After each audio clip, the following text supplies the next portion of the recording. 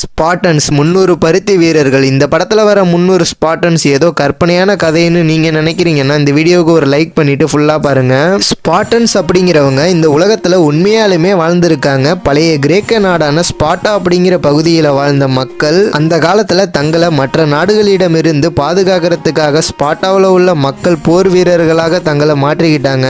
இதனால ஸ்பார்டன்ஸ் போர்க்கலைகளை கடினமாக பயிற்சி செஞ்சு அவங்களோட வாழ்க்கை முறையில் பின்பற்றிட்டு வந்திருக்காங்க. குறிப்பா ஸ்பார்டன்ஸ்ல பிறக்கிற குழந்தைகளுக்கு நடக்க பழகும் போதே போர் பயிற்சிகளையும் கத்து கொடுத்திருக்காங்க. பிறகு அவங்களுக்கு 7 வயது சிறுவர்களாக ஆகும்போது அகோகே அப்படிங்கிற ஒரு கடின பயிற்சியில கட்டாயமாக ஈடுபடணும்னு ஒரு வழக்கத்தை ஃபாலோ பண்ணிக்கிட்டு இருந்திருக்காங்க. ஒவ்வொரு ஸ்பார்டன்ஸும் அந்த பயிற்சியின் மூலியமா தங்களோட உடலையும் மனதையும் சிறு வயது நிலையை திடமாக்குறதாக நம்பப்படுது. அப்படிப்பட்ட ஸ்பார்டன்ஸ் மக்களோட மிக முக்கியமான தலைவர் லியோனிடாஸ். இவர் மொத்த ஸ்பார்டன் மக்களையுமே நன்கு வழி நடத்திட்டு வந்திருக்காரு.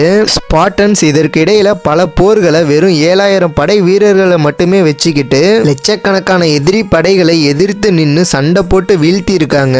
என்னதான் ஸ்பார்டன்ஸோட படையில வீரர்களின் எண்ணிக்கை குறைவாக இருந்தாலும் அந்த காலத்துல ஸ்பார்டன்ஸை யாராலையுமே வீழ்த்த முடியல.